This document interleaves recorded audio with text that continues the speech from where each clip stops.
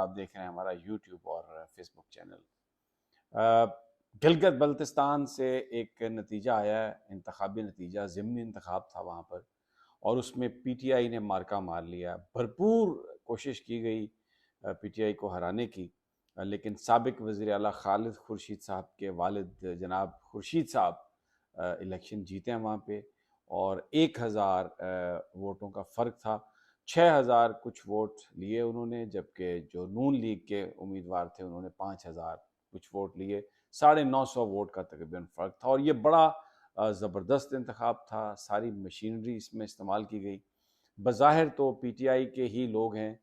جن کی حکومت ہے گلگت بلتستان میں، لیکن یہ وہ گروپ ہے جو عمران خان صاحب کو چھوڑ گیا تھا، تو وہاں پر جو کیمپین ہوئی وہ عمران خان کے نام پر ہوئی، قیدی نمبر 804 کے نام پر ہوئی۔ تو وہاں پر باوجود تمام تر دھاندلی کی کوششوں کے سرکاری مشینری استعمال ہوئی اور انفلوئنس استعمال ہوا، پری پول ریگنگ، اور پھر الیکشن والے دن بھی آج مختلف شکایات آتی رہیں، کئی جگہ پر پولنگ بھی رکی رہی، لیکن پی ٹی آئی کے ورکرز نے ووٹ ڈالے، پھر اس کے بعد انہوں نے پہرا دیا اپنے بیلٹ باکسز کا، اور جب تک نتائج انہوں نے تمام 56 پولنگ سٹیشنز کے نہیں آ گئے تب تک وہ وہاں سے نہیں نکلے۔ اور اس وقت گلگت بلتستان میں ایک جشن کا سا سما ہے، اور یہ استور کی سیٹ ہے، اور پورا جو ہے پی ٹی آئی کے لوگ جھنڈوں کے ساتھ باہر ہیں، ان کے ہاتھوں میں عمران خان کی تصاویر ہیں، اور یہ ایک تھوڑا سا اندازہ ہو رہا ہے کہ جو آنے والا الیکشن کا منظرنامہ ہے وہ کیا ہوگا۔ لوگوں کے دلوں سے پی ٹی آئی کے چیئرمین کی محبت نکالنا اب تو لگ رہا ہے کہ یہ مشکل ہی نہیں، ناممکن بھی ہے۔ تو گلگت بلتستان کا یہ انتخاب، آج کا پی ٹی آئی کی جیت، یہ ثابت کر رہی ہے کہ پاکستان کے اندر لوگوں کے جو دل دھڑک رہے ہیں وہ ابھی عمران خان کے ہی ساتھ ہیں، اور پی ڈی ایم کی جماعتیں، چاہے وہ مسلم لیگ نون ہو، چاہے وہ پیپلز پارٹی ہو، وہ اگر مل کر بھی الیکشن لڑیں تو پی ٹی آئی انہیں کئی جگہوں پر ہرانے کی پوزیشن میں ہے۔ دوسرا خبر یہ آ رہی ہے کہ عثمان ڈار صاحب جو سیالکوٹ سے تحریک انصاف کے رہنما ہیں، ان کو اٹھا لیا گیا کراچی میں، ان کو کچھ لوگ اغوا کر کے لے گئے ہیں۔ ان کی والدہ کی ایک اپیل آئی ہے، درد بھری اپیل، جس میں انہوں نے کہا ہے کہ اگر میرے بیٹے نے کچھ غلط کیا ہے تو آپ اس کے خلاف ایف آئی آر درج کریں، اس کو عدالت میں پیش کریں، میجسٹریٹ کے سامنے پیش کریں، جسمانی ریمانڈ لیں، جو بھی ہے آپ قانونی کارروائی کریں، تو ہم وہ تمام کارروائی جو ہے اس کو فیس کرنے کے لیے تیار ہیں، لیکن بتایا جائے کہ وہ کس کے پاس۔ ابھی تک کوئی بھی لا انفورسمنٹ ایجنسی اس بات کو نہیں تسلیم کر رہی کہ انہوں نے اسحاق ڈار کو اٹھایا۔ تو یہ ایک اس میں فرق حبیب صاحب نے بھی ٹویٹ کیا، اور بھی بہت سارے لوگوں نے ٹویٹ کیا۔ ایک اور جو آج خبر ہے، تکلیف دہ خبر، وہ یہ ہے کہ ارشد شریف کی جو اہلیہ ہیں، صحافی ارشد شریف جو کینیا میں جن کو شہید کر دیا گیا تھا، ان کی اہلیہ اور ان کے اہل خانہ، ان کی ساس، ان کے وارنٹ گرفتاری عباس شاہ جوڈیشل میجسٹریٹ ہیں انہوں نے جاری کیے ہیں، اور بظاہر یہ کہا گیا ہے کہ انہوں نے کیس کی عدم پیروی کی ہے۔ تو لیکن جو ارشد شریف کی فیملی ہے ان کا یہ کہنا ہے کہ یہ ان کو فیئر ہے، ان کو یہ شک ہے کہ ان کو پریشرائز کیا جا رہا ہے کہ وہ اب اس کیس کی جو پیروی ہے اس کو کرنا بند کر دیں، اور انہوں نے بالکل اس بات کی تردید کی ہے کہ ان کو نہ تو کوئی نوٹسز ملے عدالت کی طرف سے پیش ہونے کے لیے، تو ان کے نان بیلیبل جو وارنٹس جاری کیے گئے ہیں یہ انہیں ڈرانے دھمکانے کی ایک کوشش ہے۔ اور اس میں جویریہ صدیق صاحبہ کا پڑھ رہا تھا ٹویٹ، جس میں وہ یہ کہہ رہی ہیں کہ جو نوٹسز بتائے گئے ہیں وہ تو ہمیں سوشل میڈیا پر ہی ملے ہیں، اور میرے گھر کا ایڈریس ہے لیکن ہمیں تو کبھی وہ ریسیو ہی نہیں ہوئے۔ ان کی جو اہلیہ ہیں سمیہ صاحبہ،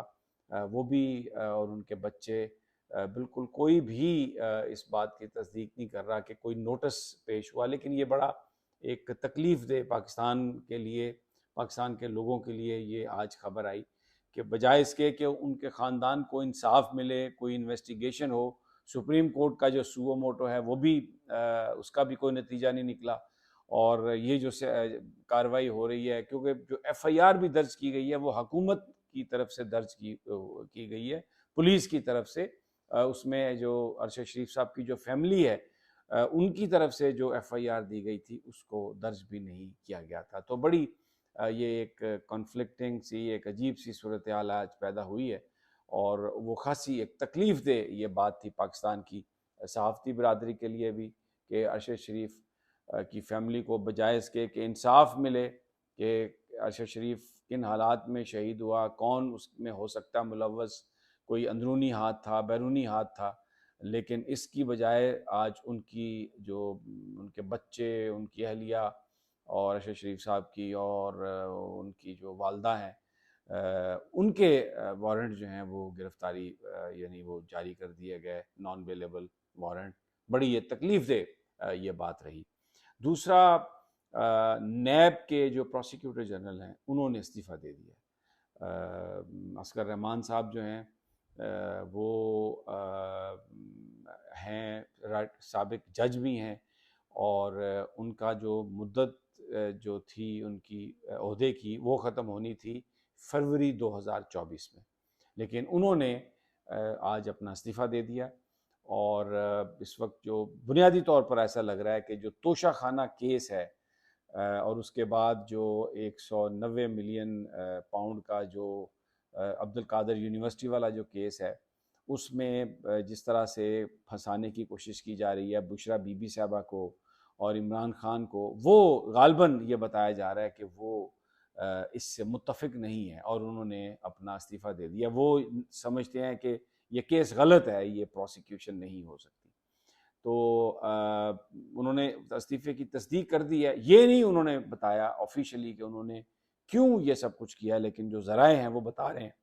کہ کیس میں جان ہی نہیں ہے، لیکن یہ کہا جا رہا ہے کہ جی آپ پروسیکیوٹ کریں، بشرا بی بی کو بھی پکڑیں، عمران خان کو گرفتار اس میں کریں اور پورا کیس چلائیں. تو وہ یہ سمجھتے ہیں اصغر صاحب کہ اس میں کوئی ایسا ایویڈنس نہیں ہے جس کی بنیاد پر یہ کیس چلایا جا سکے اور بنایا جا سکے. تو انہوں نے اپنے عہدے سے استعفیٰ دینا مناسب سمجھا. اب اس کا ٹیکنیکل پہلو یہ ہے کہ جب تک نیا پروسیکیوٹر نہیں لگا دیا جاتا تب تک نہ ایگزیکٹو بورڈ کا اجلاس ہو سکتا ہے، نہ کسی نئے کیس کی منظوری دی جا سکتی ہے. تو اس لیے اب پہلے لگانا پڑے گا نیا پروسیکیوٹر جنرل، تو نیب کا تو وہ لگ جائے گا. لیکن بہرحال ایک جو ودن گورنمنٹ جو کریکس ہیں